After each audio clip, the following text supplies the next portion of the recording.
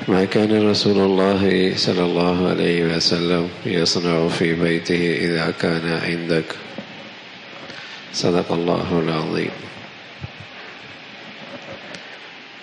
اللہ کے نبی صلی اللہ علیہ وسلم کی وہ زندگی جو عام طور پہ سب کی نظروں سے اوجھل ہے، اور وہ جب آپ گھر تشریف لے جاتے ہیں، کواڑ بند کر دیتے ہیں، لوگوں کی نظروں سے اوجھل ہو جاتے ہیں، تو اندر خانے میں آپ کی زندگی کا نقشہ کیا ہے؟ اس امت پر حضرت عائشہ رضی اللہ تعالیٰ عنہ کا بہت بڑا احسان ہے کہ انہوں نے آپ کی اس زندگی کے لیے ایک ایسا روشن دان اور ایسی کھڑکی کھول دی ہے کہ امت اس زندگی کو بھی دیکھ سکے۔ جب آپ سب کی نظروں سے اوجھل ہو جاتے ہیں، گھر کا دروازہ بند ہو جاتا ہے، اب آپ کے گھر کی زندگی کیسی ہے؟ اس امت پر حضرت عائشہ رضی اللہ تعالیٰ کا بہت بڑا احسان ہے کہ اس زندگی کے لیے بھی ایک روشن دان کھول دیا۔ دیکھ لو بھائی اللہ کے نبی کی زندگی، آپ اپنے گھر کی زندگی میں کیا زندگی پیش کرتے ہیں؟ اس لیے کہ گھر کی زندگی بھائی سارے معاشرے کی بنیاد ہے۔ گھر خوشگوار ہے، گھر میں خوشیاں ہیں، گھر میں مسکراہٹ اور محبتیں ہیں، گھر میں اعتماد کی فضا ہے۔ تو اللہ کے نبی صلی اللہ علیہ وسلم کا گھر کتنا تھا؟ حجرہ 10 گز، اس کی چوڑائی 7 گز۔ گھر میں کھانا بس اوقات 3 مہینے چولہا نہیں جلتا تھا، لیکن سبحان اللہ وہ گھر کیا تھا، یوں لگتا تھا جیسے جنت کا کوئی گوشہ ہے۔ آپ کے اخلاق نے اور آپ کی خوبصورت زندگی نے وہ گھر باوجود ہے کہ اپنی دہلیز کے لحاظ سے، اپنے آنگن کے لحاظ سے، اپنے کمروں اور اپنے صحن کے لحاظ سے بہت مختصر اور زندگی کے ساز و سامان سے بالکل خالی، لیکن سبحان اللہ وہاں سب سے بڑا سامان پیارے نبی کے پیارے اخلاق تھے۔ آپ کا خوبصورت زندگی کا انداز تھا جس نے اس کے اندر اتنی وسعت بھر دی تھی، اتنی وسعت بھر دی تھی کہ یوں لگتا تھا وہ جنت کا ایک حصہ آ گیا ہے۔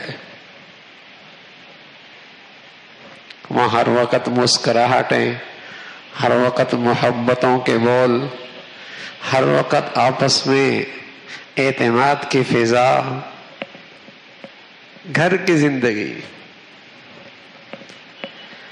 اور اللہ حفاظت فرمایا اگر گھر کی زندگی ناخوشگوار ہو تو باصلاحیت آدمی بھی زیرو ہو جاتا ہے، اس کی ساری صلاحیتیں صفر ہو جاتی۔ اور گھر کا ماحول سازگار ہو، وہاں زندگی کا لطف آئے، مزہ آئے، تو دن بھر کی تھکاوٹ گھر جاتے ہی الحمدللہ وہ سب دور ہو جاتی ہے۔ اس کے اندر ایک نئی زندگی آ جاتی ہے، ایک نئی توانائی آ جاتی ہے، ایک نیا حوصلہ آ جاتا ہے، اس کی صلاحیتوں کو 2 چاند لگ جاتے ہیں۔ گھر کی زندگی ایسی چیز ہے، نسلیں گلیوں میں نہیں بنتی، سڑکوں پہ نہیں بنا کرتے بھائی، اور آج کے تعلیمی ادارے بھی نسلوں کو نہیں بنا کرتے، نسلیں گھر میں بنا کرتی۔ سب سے پہلا تعلیمی ادارہ گھر کی دہلیز ہے، گھر کی دہلیز ہے۔ اور اس وقت تک طالب علم اور ماتحت نہیں بنا کرتا، اس وقت تک طالب علم نہیں سیکھا کرتا جب تک کہ سکھانے والے کی عظمت، احترام، ادب نہ ہو۔ اور اگر گھر کے سکھانے والے ہی کی ان کے دل سے ادب احترام نکل جائے تو بتاؤ گھر کا تعلیمی ادارہ کیسا برباد ہو گیا۔ جب وہ بچے ہر وقت نوک چونک دیکھیں گے تو بتاؤ ان دونوں کا احترام گھر میں رہے گا؟ اور جب گھر میں سکھانے والوں کا ادب اور احترام نہیں رہے گا تو گھر کا تعلیمی ادارہ برباد ہوا نہ ہوا؟ وہاں تو ایسی اعتماد کی زندگی ہو کہ شوہر نظروں سے اوجھل ہو تو بیوی شوہر کی عظمت احترام بچوں کے دل میں پیدا کرے، اور شوہر کا برتاؤ بیوی کے ساتھ ایسا ہو کہ بچے دیکھیں کہ بیوی کو، ماں کو کتنی عزت ملتی ہے، تاکہ بچوں کے دلوں میں ماں کی عظمت اور بڑھ جائے۔ پھر دونوں کی تعلیم اور تربیت بچوں کی زندگی پہ اثر انداز ہوتا۔ تو رسول اللہ صلی اللہ علیہ وسلم کی گھر کی زندگی کیسی تھی؟ آپ علیہ الصلوۃ والسلام کے بارے میں حضرت عائشہ سے رضی اللہ تعالیٰ عنہ سے اکثر یہ سوال ہوتا تھا کہ ما کان رسول اللہ صلی اللہ علیہ وسلم یصنع فی بیتی اذا کان عندک، آپ علیہ الصلوۃ والسلام کے پاس اللہ کے نبی کیسے زندگی گزارتے ہیں؟ کون اللہ کے نبی؟ سبحان اللہ، سید ولد ابن آدم، سید ولد آدم، سارے آدم کی اولاد کے سردار، سید الکونین، ساری انسانیت کے امام۔ لیکن یہ سارے القابات گھر کے دہلیز تک اندر جب گئے تو یوں زندگی گزار رہے جیسے ایک میاں بیوی زندگی گزارتے، ایسی بے تکلفی، وہ سارے القابات باہر رہ گئے۔ گھر کی زندگی ایک شوہر کی زندگی ہے، ایک ازواجی زندگی ہے، وہ سب چیزیں باہر رکھ کے آ گئے۔ یہ افسر ہے، یہ فلاں ہے، یہ فلاں ہے، یہ سب باہر رکھ دو، گھر جاؤ تو ایک شوہر بن کے جاؤ، ایک رفیقہ حیات کے ساتھ زندگی گزارنے کا انداز سیکھو، تم اس کی زندگی کا ساتھی بن کے اس کے ساتھ رہو۔ تو عائشہ فرمانے لگی رسول اللہ صلی اللہ علیہ وسلم جب اذا خلا فی بیتی، جب گھر میں تشریف لاتے، الین الناس، سب سے زیادہ نرمی کرنے والے، سب سے زیادہ نرم، لوگوں میں بالکل زندگی میں توازن نہیں ہے، باہر بڑے خوشگوار موڈ میں اور گھر بڑی طبیعت میں ہر وقت ناگواری، دوستوں میں بڑا خوشگوار ماحول، کیا محفلیں سجتی ہیں، کیا دوستوں میں لگتا ہے، کھانے لگتے ہیں، بڑا خوشگوار، اور گھر جانے کی دیر ہے، پیشانی پہ بل ہیں، چہرے پہ ہر وقت چہرے پہ غصے اور ناگواری کے اثرات ہیں۔ اللہ کے نبی صلی اللہ علیہ وسلم اگر لوگوں میں سب سے اچھے انسان ہیں تو گھر میں سب سے اچھے شوہر ہیں۔ آپ کی زندگی میں توازن ہے، لوگوں میں ہیں تو سب سے اچھے انسان، اور گھر میں ہیں تو سب سے اچھے شوہر۔ تو رسول اللہ صلی اللہ علیہ وسلم کے بارے میں آپ کی اہلیہ کہتی ہیں، اور بھائی سب سے بہترین گواہی زندگی کی اہلیہ ہی دے سکتی ہے، اس لیے کہ خوشگواری، ناگواری، گرمی، سردی، مختلف فضاؤں میں پتہ چلتا ہے آدمی کا کہ آدمی کس مزاج کا ہے، کتنا حوصلہ ہے اس کے اندر، کتنا حوصلہ ہے اس کے اندر، کتنا تحمل اور برداشت ہے اس کے اندر۔ بہترین گواہی کردار کی عورت ہی دے سکتی ہے اس کی۔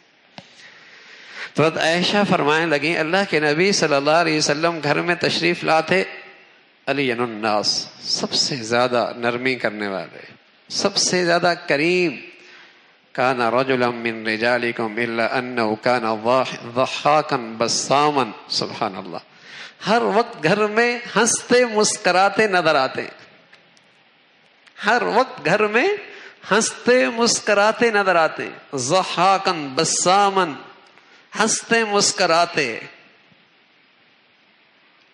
خوشیوں کا گہوارہ کون بنائے گا؟ میاں بیوی بنائیں گے نا۔ یہ گھر خوشیوں کا گہوارہ، ہنستے مسکراتے، اور فرمانے لگے وما كان الا بشر من البشر.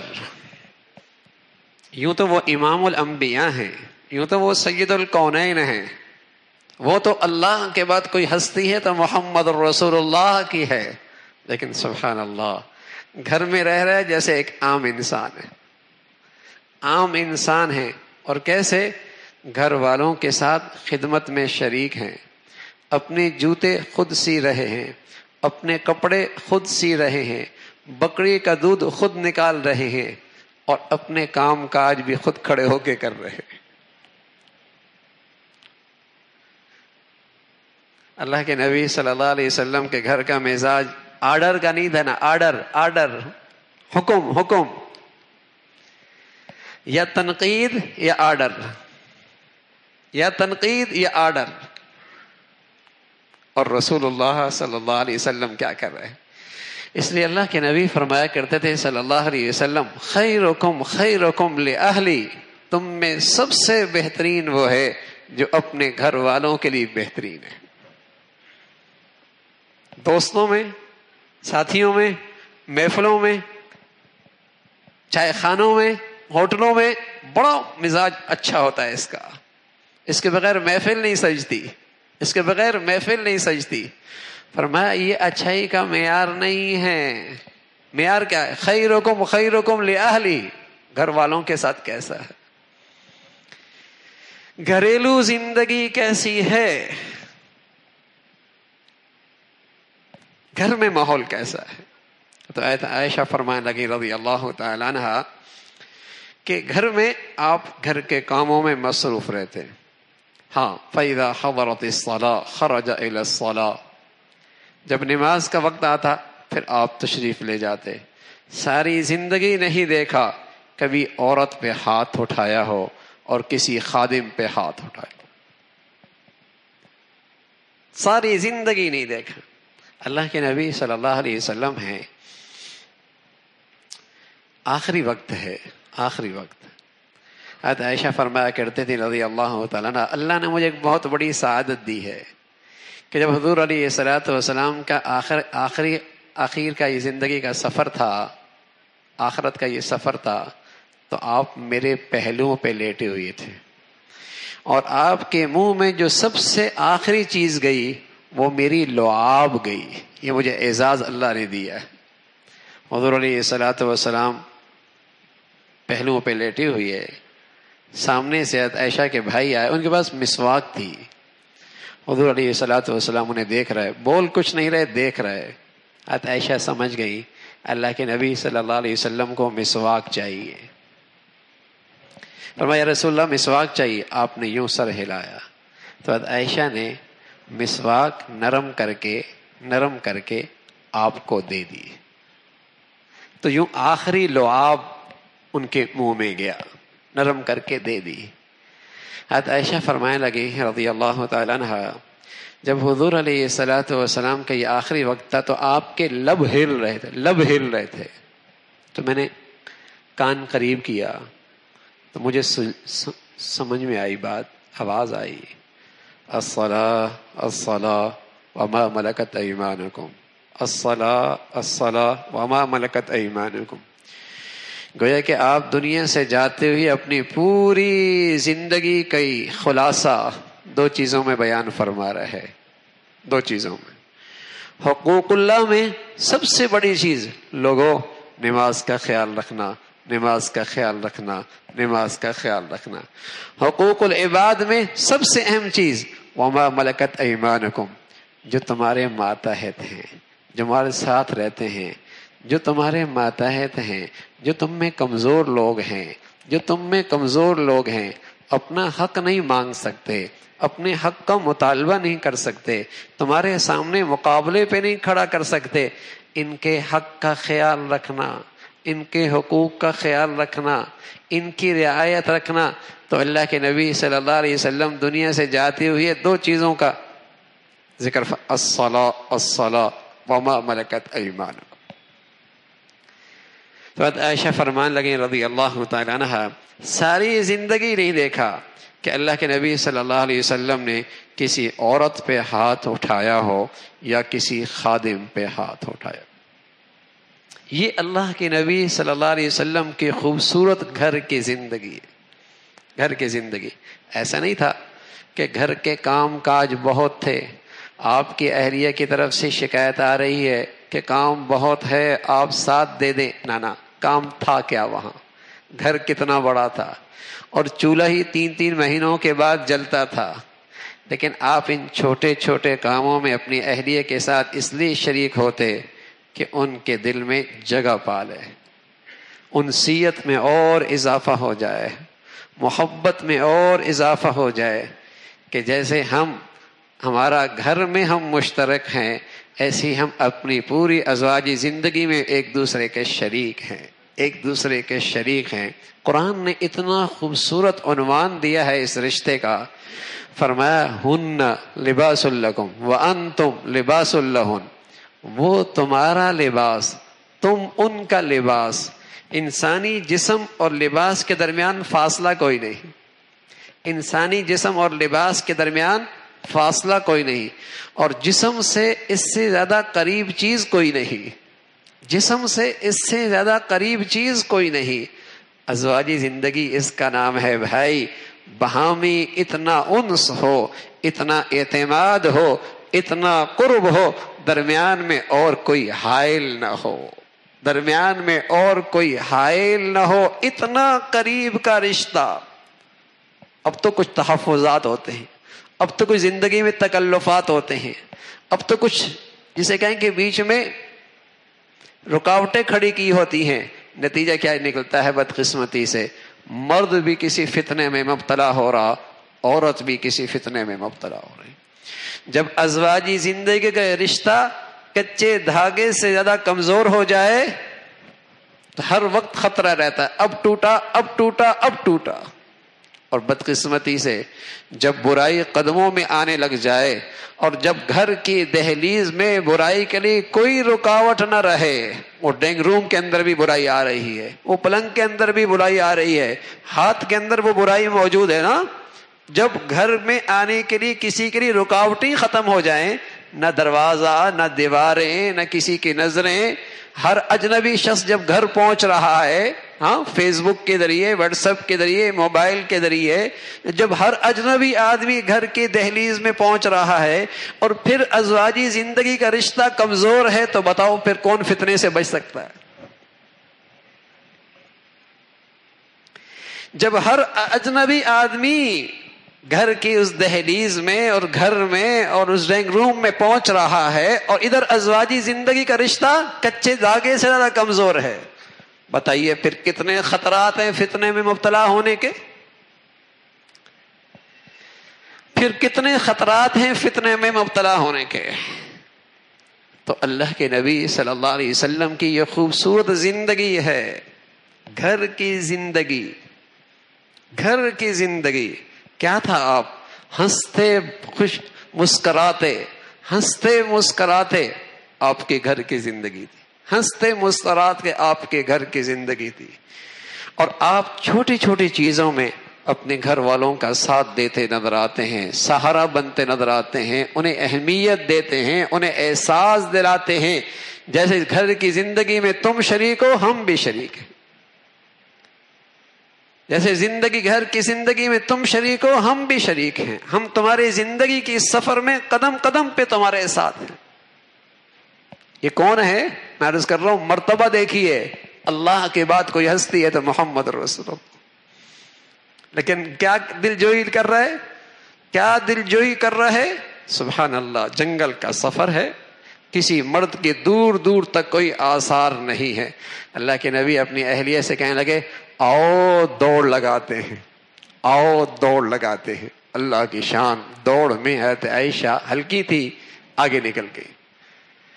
پھر ایسا ہی ایک دن آیا، دور تک کوئی آدمی نظر نہ آیا، کہا یا رسول، کہنے لگے اللہ کے رسول آؤ دوڑ لگاتے ہیں. پھر دوڑ لگائی.